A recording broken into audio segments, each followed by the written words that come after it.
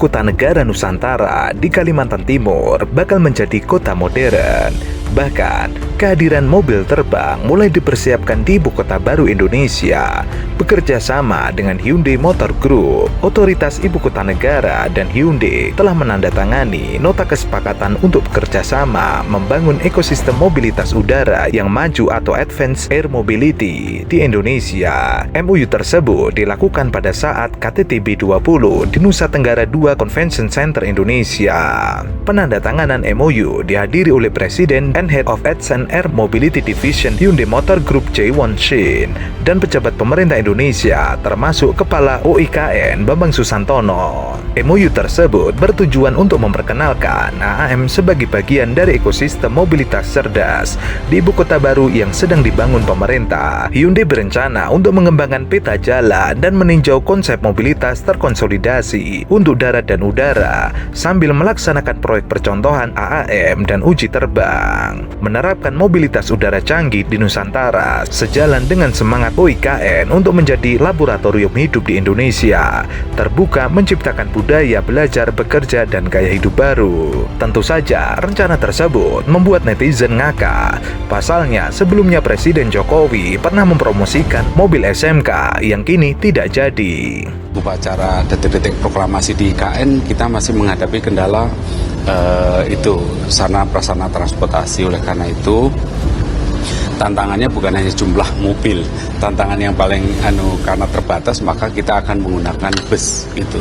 Jadi kita akan memfasilitasi transportasi berupa bus untuk menuju tempat upacara. Jadi kita bagi-bagi tugas. Sewa-sewa tersebut? Oh, kalau itu kan kalau penyelenggaraan upacara itu kan memang dibiayai oleh negara ya. Nggak ada masalah, setiap tahun juga begitu. Itu dikritik terlalu mahal gitu Pak, 25 juta per hari untuk apa gitu? Oh iya, itu kan lokal, pasar lokal, itu bukan kita. Dan kita besok nggak akan menggunakan itu kan, kita akan menggunakan bus. Berapa Pak busnya Pak nanti? Waduh, nggak tahu, saya nggak hafal. Kementerian Sekretariat Negara telah menandatangani nota kesepahaman dengan Asosiasi Pengusaha Rental Mobil Daerah Indonesia Kalimantan Timur untuk pengadaan 1000 unit mobil. Kendaraan ini akan digunakan untuk memfasilitasi pergerakan tamu negara dan VVIP selama perayaan Hari Ulang Tahun ke-79 Republik Indonesia pada 17 Agustus 2024 di Ibu Kota Nusantara. Diketahui bahwa Kemensesnek telah membayar uang muka sebesar 50% dari nilai kontrak untuk pengadaan mobil tersebut. Permintaan ini menghadapi tantangan karena keterbatasan unit mobil rental di wilayah Kalimantan Timur. Untuk mengatasi ini, Asosiasi Pengusaha Rental Mobil Indonesia mendatangkan kendaraan tambahan dari berbagai daerah di Indonesia. Mobil tersebut didatangkan dari Surabaya, Jakarta, Sidoarjo, Semarang, Solo, Makassar, Bali, dan Palu. Pengiriman mobil dari luar Kalimantan Timur menimbulkan biaya tambahan. Biaya pengiriman untuk satu unit mobil bisa mencapai 13 juta. Hal ini berkontribusi pada lonjakan harga sewa mobil yang tidak bisa dihindari. Sejak memasuki Agustus 2024, permintaan mobil rental di Kalimantan Timur meningkat drastis, menyebabkan kenaikan harga sewa hingga 100% dari harga pasaran sebelumnya, seperti mobil Fortuner dari 2,5 juta per hari menjadi 5 juta per hari, Hiace 3,5 juta per hari menjadi 15 juta per hari, Alphard dari 7 juta per hari menjadi 25 juta per hari. Jumlah legislator DPR mengkritik sikap pemerintah yang menghamburkan uang demi kepentingan perayaan HUT RI ke-79 mendatang. Mereka mendorong anggaran digunakan lebih baik demi kepentingan rakyat daripada menyewa mobil atau kamar mewah. Anggota DPR RI meminta pemerintah tidak menghambur-hamburkan uang negara untuk pelaksanaan HUT RI ke-79 di Ibu Kota Nusantara pada 17 Agustus 2024 mendatang. Langkah pemerintah yang dikabarkan menyewa sekitar 1000 mobil dan ratusan kamar hotel mewah tidak memerhatikan efisiensi anggaran. DPR berharap pelaksanaan perayaan HUT RI ke-79 di IKN dilakukan secara efektif. Apalagi kondisi ekonomi sedang tidak baik-baik saja. Langkah pihak hotel atau penyedia mobil melakukan kenaikan tarif 2 kali lipat juga tidak baik karena akan menimbulkan kecemburuan sosial. Pemerintah seharusnya tidak menerima begitu saja tawaran tersebut. Hal ini akan menimbulkan ketidakkondusifan. Dari pihak hotel penyedia mobil memanfaatkan momen perayaan karena memang tidak ada kompetitornya. Hal ini sangat menyedihkan. Mestinya uang negara tidak dihabiskan untuk seremoni. Masih banyak rakyat yang perlu makan. Mendingan anggaran itu dialokasikan untuk rakyat daripada sewa mobil dan hotel demi pelaksanaan HUT RI ke-79 di IKN. Banyak negara yang pindah ibu kota dan berhasil. Syaratnya itu maksimum 2 jam dari ibu kota yang lama. Itu terjadi New Delhi, hanya 1 jam dari setengah dari Old Delhi. Putrajaya, Malaysia, hanya 1 jam dari Kuala Lumpur. Ya, tapi begitu ibu kotanya terlalu jauh, seperti di Brazilian City, perlu terbang 4-5 jam, gagal. Ya kan, negara-negara yang bikin ibu kota baru, jaraknya 4-5 jam, rakyat nggak ke sana, orang bisnis nggak ke sana. Ya, ini hanya jadi monumen nanti. Sejumlah pakar menilai ibu kota Nusantara di Kalimantan Timur bisa terancam menjadi kota mati. Tujuan pemerintah membangun IKN untuk pemerataan pembangunan adalah kekeliruan cara berpikir. Pemerataan pertumbuhan sama sekali tidak ditentukan oleh lokasi ibu kota. Negara adidaya seperti Amerika Serikat dengan ibu kota Washington DC yang ada di pantai timur, tetapi justru California yang berada jauh dari ibu kota adalah negara bagian yang paling kaya. Sementara negara bagian yang paling miskin justru West Virginia yang dekat dengan ibu kota, yaitu hanya 2 jam dari Washington DC. Ya. Yang kedua, apakah ini akan mampu meningkatkan kesejahteraan rakyat di daerah-daerah? Kagak. Cara yang paling gampang mengubah undang-undang alokasi khusus. Saya dulu yang bikin tahun 2001, yaitu kabupaten dan provinsi yang menghasilkan minyak bumi dan gas dapat 10% dari hasil ekspor. Itulah kenapa Riau, Balikpapan, Samarinda maju, karena ada uang dari pemerintahan pusat. Nah, undang-undang itu aja diubah.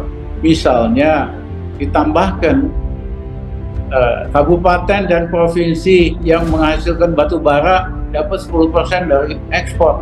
Wah, Kalimantan maju.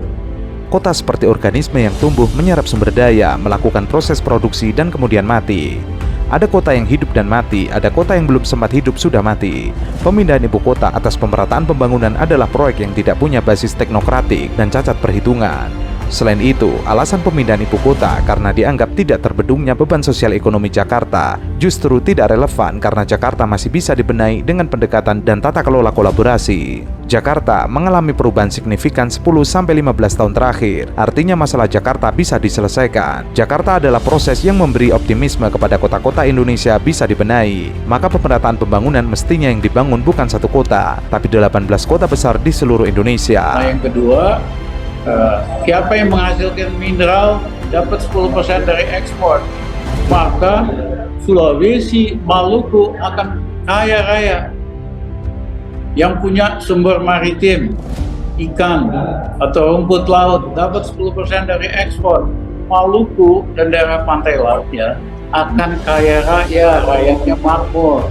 Jadi mohon maaf Mas Jokowi, sampean itu melindurnya kebanyakan. Masa bikin istana bisa bikin makmur? Dan yang kedua, kurangi pajak. Hari ini kan pajak semua sama di seluruh Indonesia. Ya pengusaha tetap mau di Jawa. Tapi kalau kita beri pajak misalnya di NTT, ya kan, di Maluku cukup 10% aja daripada kagak ada. Ya pengusaha pindah ke Maluku, ke NTT. Sementara itu, pesimisnya Tiongkok berinvestasi di IKN setidaknya meloloskan Indonesia dari jebakan Cina. Cina lewat program inisiatif sabuk dan jalan santer secara internasional disebut jebakan jalur sutra.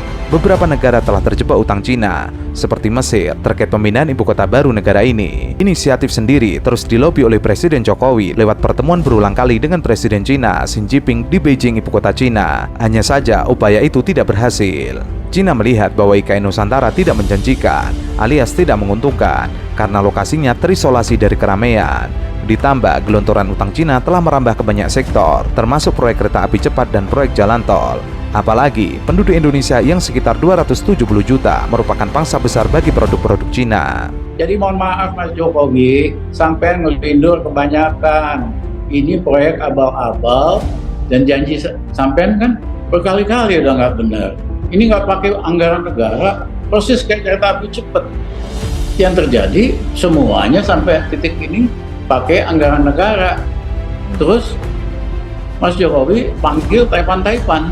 ya mereka kan takut. Mereka juga mau dapat sesuatu di luar itu.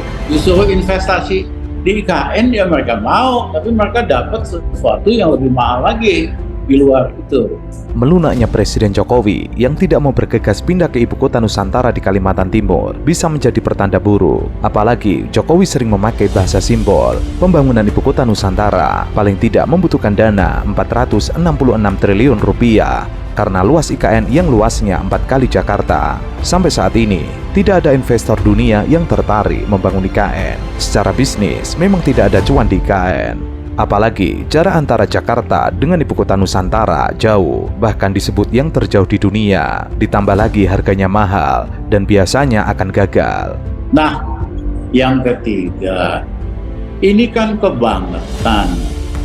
Hak kepemilikan tanahnya diperpanjang sampai 160 tahun. Satu, ini lebih lama dari kekuasaan Inggris di Hong Kong yang cuma 90 tahun. Yang kedua, ini mendiskriminasi rakyat Indonesia di tempat lain yang hanya boleh memiliki tanah, ya, atau pakai hak APH, hak penguasaan hanya 30 tahun. Habis itu harus diperpanjang, belum tentu diizinkan. Kok orang asing, nanti kebanyakan pasti dari Beijing, dari Cina daratan, dikasih hak buat menguasai 160 tahun. Mas Jokowi ini melanggar prinsip daripada undang-undang kita, melanggar prinsip dari undang-undang agraria. Ingat loh, sampai itu nggak akan kuasa terus, nggak usah ngabal-ngabalin lagi soal IKN ini. Jika mengandalkan APBN untuk membangun IKN, hal itu sangat tidak realistis. Apalagi defisit APBN 2024 akan naik menjadi 609 triliun rupiah atau 2,7% dari produk domestik bruto. Target awal defisit 522 triliun rupiah atau 2,29% dari PDB. Apalagi pemerintahan Prabowo Gibran akan fokus merealisasikan program makan bergizi gratis. Semuanya akan menjadi rebutan anggaran. Program makan bergizi gratis lebih jelas dampaknya untuk rakyat ketimbang IKN. Mencari dana utangan dari luar negeri atau lembaga internasional juga berat karena keuangan sebelah negara maju dan lembaga keuangan dunia sedang kering. Apalagi mundurnya Kepala Otorita Ibu Kota Nusantara Bambang Susantono dan wakilnya Doni Rahayu bertanda ada masalah dalam IKN. Keduanya dimungkinkan melihat mega proyek besutan Jokowi ini banyak masalah dan tidak jelas arahnya, makanya mereka mundur. Selain masalah investasi yang sulit masuk ke Indonesia, penyebab investasi masih susah masuk ke Indonesia secara umum adalah soal korupsi. Hal itulah yang membuat kepercayaan investor terkikis ketika hendak menaruh modal di Indonesia. Baru disiapin, ya kan? Kemudian juga airnya juga dalam proses disiapin. Listriknya juga sebentar lagi masuk. Listriknya sudah ada, tapi untuk masuk ke ruang-ruang yang ada kan perlu waktu. Tapi Juli ini Bapak akan Ya melihat itu tadi kesiapan itu, kalau itu siap. Kemarin memang targetnya kan Juli, tetapi coba lihat IKN minggunya tiap hari hujan terus banget. Jadi memang pekerjaan banyak yang muncul dan itu biasa dalam proyek besar. Dan IKN ini kan bukan dibangun 2 tahun 3 tahun, ini sebuah mimpi besar jangka panjang, proyek jangka panjang, mungkin 15 tahun, mungkin 20 tahun. Jadi jangan membayangkan kita upacara 17 Agustus itu sudah jadi semuanya. Enggak seperti itu, banyak yang